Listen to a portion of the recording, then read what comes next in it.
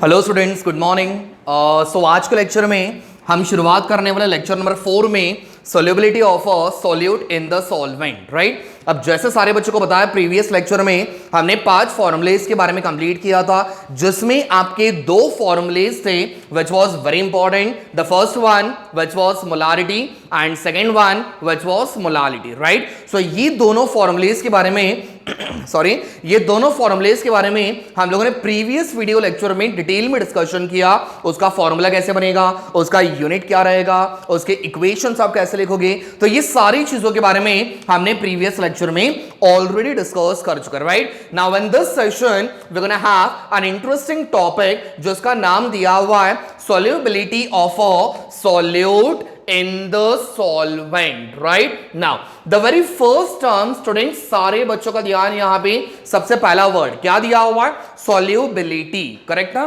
सो आज के हम सेशन में हम एक ऐसे वर्ड के बारे में डील करने जा रहे हैं जिसके बारे में आप सारे बच्चों को ऑलरेडी पता है, बट उस चीज को हम थोड़ा सा डिटेल में डिस्कस करेंगे एग्जैक्टली वो चीजें क्या होती है, करेक्ट ना। Now we have given solubility of the solute in the solvent, जिसका मतलब क्या होता है मैंने आपको लास्ट टाइम बताया था। जब आपको कोई भी सॉल्यूशन बनाना होता है, करेक्ट है, whenever you guys are making a solution, तो आपके पास 2 चीजें होनी चाहिए, एक होता है आपका सॉल्यूट और एक होता है आपका सॉल्वेंट, करेक्ट है।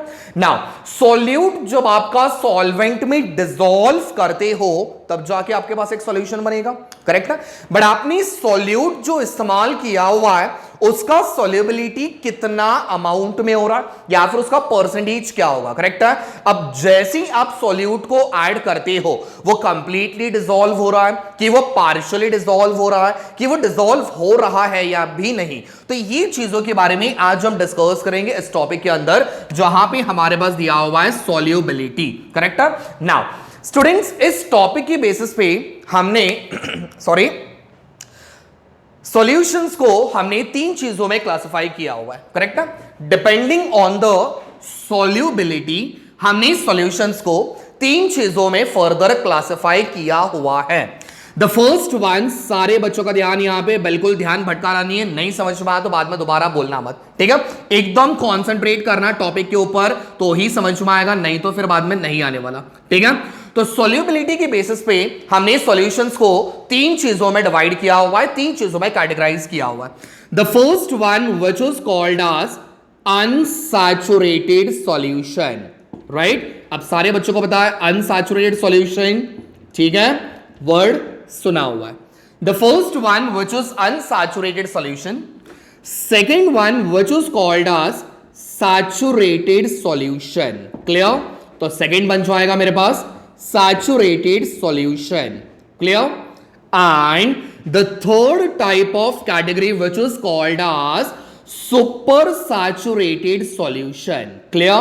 तो हमारे पास टोटल 3 तरीके के सॉल्यूशंस होते हैं depending on the solubility of the solute, ठीक है। तो 3 चीजों में क्लासिफाई किया हुआ। The first one which is unsaturated, second one which is saturated and third one which is super saturated solution. अब ये दोनों में कंफ्यूजन मत करना स्टूडेंट्स, इसके बारे में हमने पहले भी पढ़ा हुआ है, बट वो ऑर्गेनिक सेक्शन में था। That was saturated hydrocarbons as well as unsaturated hydrocarbons that comes in the organic section, but in this topic we are discussing about the solutions, right. तो सॉल्यूशंस आपके 2 तरीके के होते हैं, 3 तरीके के होते हैं depending on the solubility. First one unsaturated, second one saturated and third one super saturated solution, right. Now let's have an example. एक सिंपल सा एग्जांपल लेके मैं आपको समझा रहा हूं कि अनसैचुरेटेड क्या होगा, सैचुरेटेड क्या होगा, वेयर सुपर सैचुरेटेड सॉल्यूशंस क्या होते हैं, right. Now let us assume, हमने एक सिंपल सा एक बीकर मैंने यहां पे अज्यूम किया हुआ है। स्टूडेंट्स, अज्यूम करना मतलब आपका इमेजिनेशन पावर उस हिसाब से रखो, ठीक है। जब मैं कोई चीज आपको इमेजिन करने बोल रहा हूं तो स्टूडेंट्स उस चीज को अपने दिमाग में बना लो कि यस सर ने आपको एक बीकर अज्यूम करने बोला हुआ, so you should be having that beaker in your mind, correct है। Now what I am going to do is, अब इस बीकर में हमने क्या किया हुआ है, मैंने एक सपोज अज्यूम कर लेते हैं मैंने 50 ml मैंने पानी इसके अंदर इस्तेमाल कर लिया, ठीक है। तो मैंने इस बीकर के अंदर suppose somewhat 50 ml of H2O मैंने ऐड कर दिया, ठीक है। आपकी मर्जी, आपको इमेजिन करना है आपका बीकर है, आपका पानी है, ठीक है। जितना ml आपको इस्तेमाल करना उतना ml इस्तेमाल कर लो। मेरे पास पानी की कमी है, मैंने 50 ml इस्तेमाल कर लिया, ठीक। चलो, कोई कंफ्यूजन नहीं होना चाहिए। अच्छा, मुझे बताना यहां पे जो हमने H2O इस्तेमाल किया हुआ है, ये H2O आपका किसकी तरह काम करेगा स्टूडेंट्स? तो ये बन जाएगा हमारा सॉल्वेंट, या फिर आप इसे कह सकते हो universal solvent. Is that clear? Scenario यहां तक क्लियर होना चाहिए। ये बन जाएगा आपका दैट इज यूनिवर्सल सॉल्वेंट। अब मैं क्या करने वाला हूं, मैं घर पे खाली बैठा हुआ, लॉकडाउन में कुछ काम तो है नहीं मेरे को, तो मैंने क्या करवा दिया, 50 ml पानी के अंदर मैंने घर बैठे बैठे मैंने इसके अंदर शुगर ऐड कर दिया, ठीक। सारे बच्चों का ध्यान यहां पे, तो मैंने इस पानी के अंदर मैंने शुगर को ऐड कर दिया, ठीक है। अब ये जो शुगर रहेगा, the sugar is going to act as a solute. Clear? समझ में आ गया? अब मैंने शुगर कितना ऐड किया हुआ है, इसकी बेसिस पे डिपेंड करेगा आपका कौन सा सॉल्यूशन बनेगा। क्लियर? अब सॉल्यूट आपने जिस तरीके से ऐड किया रहेगा, कम ऐड किया हुआ है, ज्यादा ऐड किया हुआ है, या फिर प्रॉपर अमाउंट में ऐड किया हुआ है, ठीक है। तो depending on the solubility of the solute, mark my words, topic एकदम ध्यान से समझना, विदाउट स्किपिंग, ध्यान से देखो। So depending on the amount of the solute, आपका सॉल्यूशन कैसा बनेगा ये आपको पता चलेगा, ठीक है। तो मैंने क्या किया, फिलहाल मैंने शुगर को ऐड कर दिया, ठीक है। समझ में आ गया? तो मैंने इसके अंदर शुगर को ऐड किया, ठीक है। अब शुगर मैंने कितना ऐड किया, तो ध्यान से समझना, मैंने यहां पे शुगर ऐड कर दिया 2 टीस्पून, ठीक है। तो मैंने 2 चम्मच यहां पे शुगर मैंने ऐड कर दिया, ठीक है। अब हुआ क्या, जब मैंने सॉल्यूट को, दैट इज जब मैंने शुगर को ऐड किया, तो पानी के पानी के वॉल्यूम के हिसाब से आपका वो सॉल्यूट बहुत ही कम अमाउंट में आपने ऐड किया हुआ है, करेक्ट है। जिसका मतलब क्या हुआ, आपने शुगर डाला, आपने उसको स्टर किया, स्टर करने के बाद आपका शुगर डिसॉल्व हो गया, इमीडिएटली आपको वो शुगर डिसॉल्व हो गया। इसका मतलब क्या हुआ कि आपका सॉल्यूट और भी आप लोग ऐड कर सकते हो, मतलब अभी तक आपका सॉल्यूशन सैचुरेटेड वाले लेवल पे नहीं पहुंचा है। तो जब आपके पास सॉल्यूट जो होता है, सॉल्यूट अगर आपके पास लेस अमाउंट में प्रेजेंट होता है देन द रिक्वायर्ड अमाउंट, ठीक है।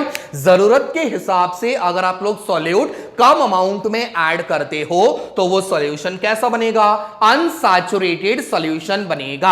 आपको जरूरत है 10 टीस्पून की, आपको 10 चम्मच ऐड करने थे, आपने सिर्फ 2 चम्मच ऐड किए, तो इसका मतलब सॉल्यूशन कैसा बनेगा, सैचुरेटेड की unsaturated, so that will be unsaturated solutions. Clear? समझ में आ गया? अब यहां पे ना एक बहुत ही इंपॉर्टेंट पॉइंट याद रखो स्टूडेंट्स, ये तो चीजें सबको पता होती है, अगर आप कम अमाउंट में ऐड करोगे तो वो अनसैचुरेटेड है, अगर आप प्रॉपर अमाउंट में ऐड करोगे तो वो सैचुरेटेड है, और जब आप ज्यादा, जरूरत से ज्यादा ऐड करते हो तो ये बन जाएगा सुपर सैचुरेटेड। बट स्टूडेंट्स, बहुत सारे बच्चों को ये वाला पॉइंट याद नहीं होता है, ये पॉइंट समझ में नहीं आता है, जिस पॉइंट के बारे में अब मैं आपको बताने जा रहा हूं, ठीक है। अच्छा, इमेजिन करना आपने आपके घर पे एक्सपेरिमेंट कर रहे हो, ठीक है ना। एक सिंपल सा एग्जांपल है, आपके घर पे एक्सपेरिमेंट कर रहे हो, आपने बीकर उठा लिया, कोई भी बर्तन उठा लो, बीकर नाम दे दो उसको, ठीक है। तो मैंने बीकर उठा लिया, उसमें मैंने पानी डाल दिया, पानी डालने के बाद मैंने उसके अंदर शुगर ऐड कर दिया, ठीक है। अब होगा क्या, मुझे बताओ, शुगर जब आप ऐड करते हो ना, तो जैसा आप उसको स्टर करोगे, इमीडिएटली आपका वो शुगर क्या हो जाएगा, डिसॉल्व होना स्टार्ट हो जाएगा।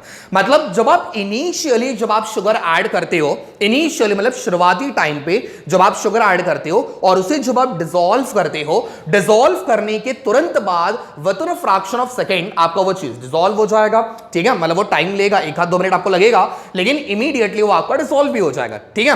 तो इसका मतलब क्या हुआ, इनिशियली हमेशा याद रखना, इनिशियली जब आप कोई भी चीज को डिसॉल्व करते हो, ठीक है, तो उसका the rate of dissolution is fast, correct है। तो जब आप कोई भी चीज को इनिशियली ऐड करते हो तब वो आपका चीज इमीडिएटली डिसॉल्व हो जाएगा, तो उसका रेट बोला मतलब उसका स्पीड, करेक्ट है। तो the rate of the dissolution is very fast, ठीक है। और उस टाइम पे आपका the rate of crystallization crystallization is slow, correct है। तो डिसोल्यूशन आपका फास्ट होगा और आपका क्रिस्टलाइजेशन स्लो होगा, ठीक है, समझ में आ गया। ये कब होता है? इनिशियली जब आप किसी भी सॉल्यूट को सॉल्वेंट में डिसॉल्व करते हो, ठीक है। तो इनिशियली आपका प्रोसीजर ये होगा। जब आपका रेट ऑफ डिसोल्यूशन फास्ट है, जब आपका रेट ऑफ डिसोल्यूशन ज्यादा है और क्रिस्टलाइजेशन अगर आपका स्लो हो रहा है, तो इस कंडीशन को आप लोग क्या बोलते हो? Unsaturated solution. मतलब आप और भी चीजों को ऐड कर सकते हो और वो आपका डिसॉल्व करते जाएगा। तो यहां पे पॉइंट याद रखना स्टूडेंट, सैचुरेटेड वाले में rate of dissolution is greater than rate of crystallization। Clear, समझ में आ गया।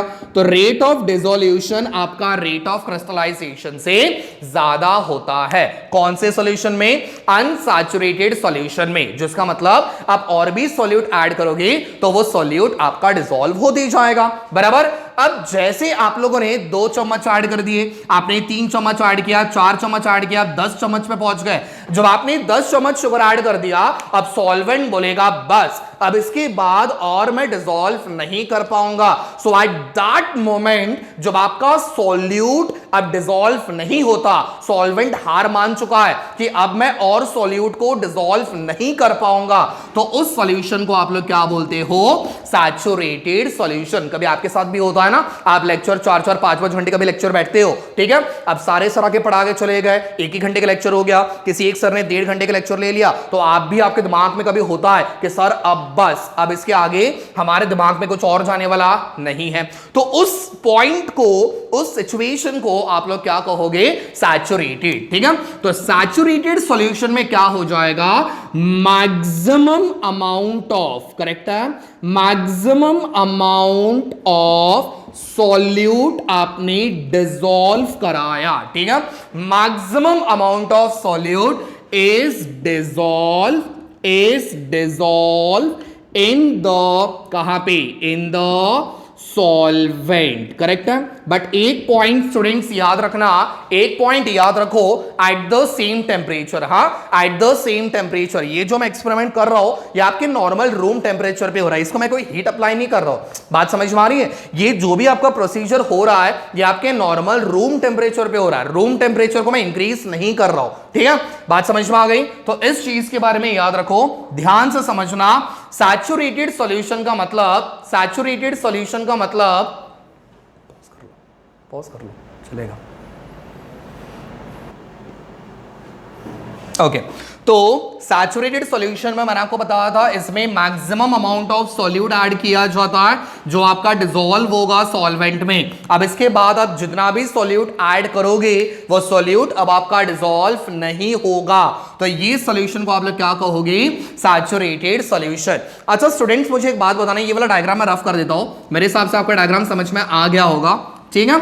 अच्छा, एक सिंपल सी बात है, जब आपका रेट ऑफ डिसोल्यूशन ज्यादा था और रेट ऑफ क्रिस्टलाइजेशन जब आपका कम था, तो उस सॉल्यूशन को हमने क्या बोला था? Unsaturated solution. अब मुझे बताओ सैचुरेटेड सॉल्यूशन में क्या कंडीशन होगा? तो यहां भी याद रखना, सैचुरेटेड सॉल्यूशन वाले में रेट ऑफ डिसोल्यूशन जितना होगा, रेट ऑफ डिसोल्यूशन जितना होता है उतना ही आपका रेट ऑफ क्रिस्टलाइजेशन भी होगा। Is that clear? समझ में आ गया? तो रेट ऑफ डिसोल्यूशन जितना होता है उतना ही आपका रेट ऑफ क्रिस्टलाइजेशन भी होगा, व्हिच मींस दैट यहां पे आपका इक्विलिब्रियम कंडीशन क्रिएट होता है, ठीक है। कौन सा कंडीशन? इक्विलिब्रियम, ठीक है। तो रेट ऑफ डिसोल्यूशन जितना होगा उतना ही आपका रेट ऑफ क्रिस्टलाइजेशन भी होता है, तो यहां पे सैचुरेटेड सॉल्यूशन में इक्विलिब्रियम कंडीशन मेंटेन होगा। Now what about super saturated solution? अब सुपर सैचुरेटेड वाले में क्या होगा? आपने जितना अमाउंट ऑफ सॉल्यूट ऐड किया था, अगर आपने उससे ज्यादा, ठीक है, उससे ज्यादा अगर आप सॉल्यूट ऐड करते हो तो जितना डिसॉल्व होना उतना डिसॉल्व तो हो जाएगा, ठीक है। सपोज से फॉर एग्जांपल मैंने यहां पे 50 ग्राम ऑफ शुगर मैंने ऐड किया था, कितना? 50 ग्राम ऑफ शुगर मैंने ऐड किया, बट उस सॉल्वेंट की कैपेसिटी सिर्फ 40 ग्राम डिसॉल्व करने की थी, बराबर। उस सॉल्वेंट की कैपेसिटी 40 ग्राम डिसॉल्व करने की थी। तो मुझे बताओ मेरे पास कितना ग्राम अभी भी बाकी बचा हुआ है जो कि अनडिसॉल्व वाले फॉर्म में है। तो मेरे पास यहां पे 10 ग्राम और भी मेरे पास बाकी बचा हुआ है। तो ये जो 10 ग्राम होगा ये आपका बनाएगा सुपर सैचुरेटेड सॉल्यूशन, करेक्ट है। तो सुपर सैचुरेटेड सॉल्यूशन में क्या होता है, more amount of solute, more amount of solute remains left, ठीक है। तो more amount of solute is added और ये चीज आपका अब सॉल्युबल नहीं होगा, मतलब आपका डिसॉल्व नहीं होने वाला। क्लियर, समझ में आ गया। अब इसकी कंडीशन क्या होगी, ये तो बन गई इसकी कंडीशन सैचुरेटेड वाले की। सुपर सैचुरेटेड वाले में कंडीशन क्या बनेगा, तो यहां पे याद रखना rate of dissolution, rate of dissolution क्या हो जाएगा, डिक्रीज हो जाएगा। पहले वाले में इंक्रीज था, सेकेंड वाले में इक्विलिब्रियम पे था, तो रेट ऑफ डिसोल्यूशन डिक्रीज होगा in comparison with the rate of crystallization. Clear, समझ में आ गया। तो ये चीज याद रखना तीनों टॉपिक्स के अंदर। तो एक था अनसैचुरेटेड, एक था सैचुरेटेड और एक था आपका सुपर सैचुरेटेड सॉल्यूशंस, ठीक है। अच्छा, एक पॉइंट मुझे बताना स्टूडेंट्स, यहां पे आपका टेम्परेचर इफेक्ट होगा। अगर आप कोई भी सॉल्यूशन लेते हो, ये जो मैंने आपको बता दिया पूरा आपका रूम टेम्परेचर पे था, ठीक है। एज आप सेड अर्लियर कि ये जो हम लोग सॉल्यूशन बना रहे हैं ये आपका सिर्फ और सिर्फ रूम टेम्परेचर की बात चल रही है, ठीक है। उसको आप कोई टेम्परेचर अप्लाई नहीं कर रहे या फिर आप उसको कोई हीट अप्लाई नहीं कर रहे, एक्सटर्नल हीट आप लोग अप्लाई नहीं कर रहे हो, ठीक है। बट अगर मैंने यहां पे टेम्परेचर चेंज किया, से फॉर एग्जांपल एक अजम्पशन ले लेते हैं, बिकॉज अजम्पशन से ही आपको कोई भी चीज का सॉल्यूशन मिलता है, ठीक है। तो सपोज मान लेते हैं मैंने कोई सॉल्यूशन को अगर टेम्परेचर अप्लाई किया, तो टेम्परेचर की वजह से आपके सॉल्युबिलिटी के ऊपर असर पड़ेगा या नहीं पड़ेगा, ठीक है। तो ये सोचो, तब तक मैं इसको रफ कर लेता हूं, तब तक मैं आपको टाइम दे रहा हूं। सॉल्युबिलिटी आपका इंक्रीज होगा कि डिक्रीज होगा अगर आप टेम्परेचर बढ़ाते हो तो, ठीक है। मिला आंसर, समझ में आ गया क्या होगा। तो जब आप टेम्परेचर के बारे में बात करते हो students, temperature and solubility, temperature and solubility के बारे में जब आप बात करते हो तो क्या होगा, टेम्परेचर चेंज किया तो सॉल्युबिलिटी पे क्या असर पड़ेगा, असर पड़ेगा भी या नहीं पड़ेगा, पड़ेगा, ऑफ कोर्स पड़ेगा, ठीक है। अगर आप टेम्परेचर बढ़ाते हो तो बेटा सॉल्युबिलिटी बढ़ता है।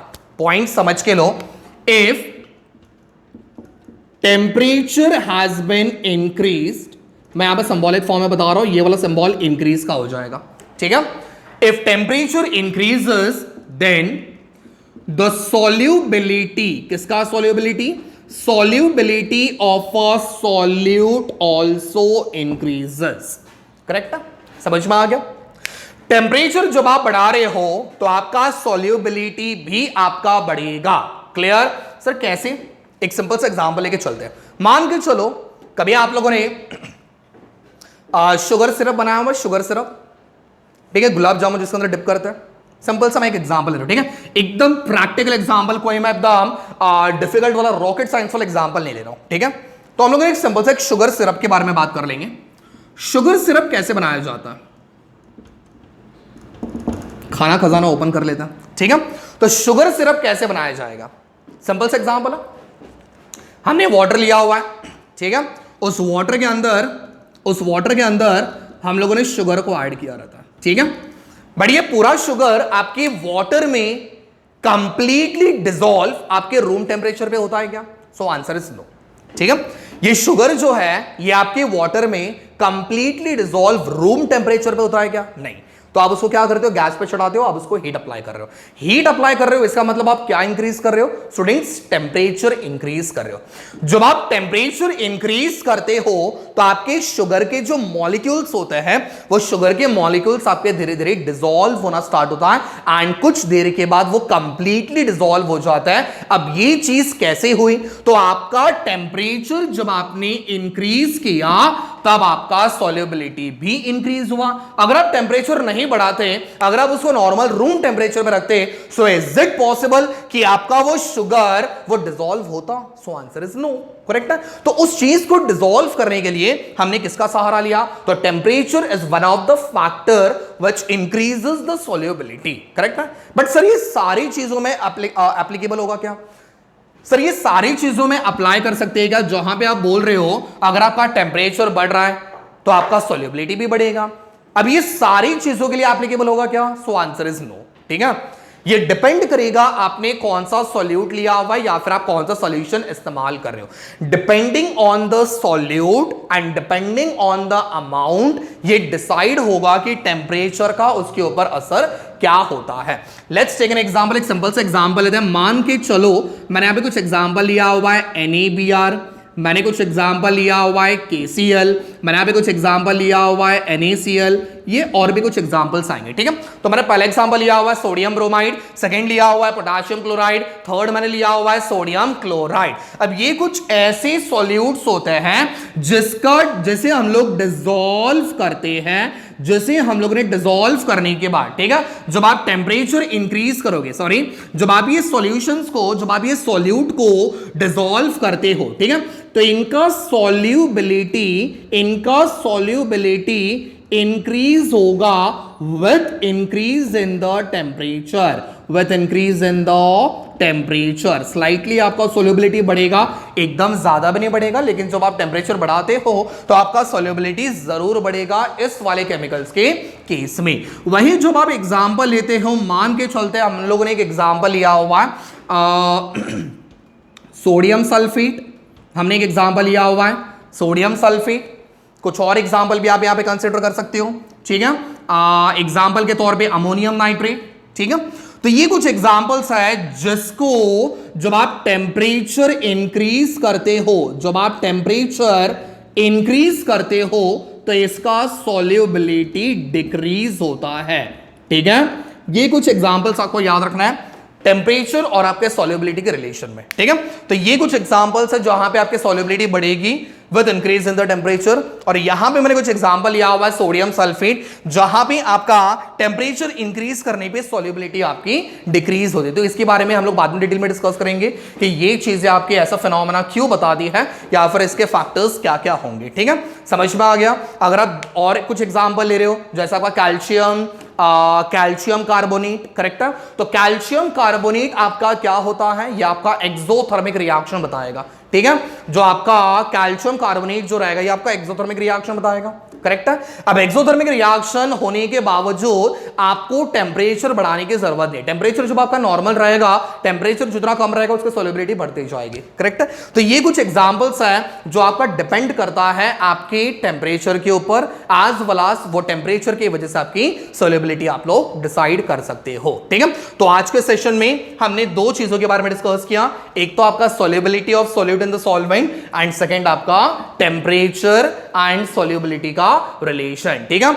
नेक्स्ट वाले सेशन में हम डिस्कस करेंगे प्रेशर का इफेक्ट क्या होगा आपकी गैसेस के ऊपर, ठीक है। तो जब आप गैस को लिक्विड में डिसॉल्व करते हो तो वहां पे प्रेशर ये आपका इंपॉर्टेंट फैक्टर है या नहीं, इस चीज के बारे में हम डिस्कस करेंगे, ठीक है।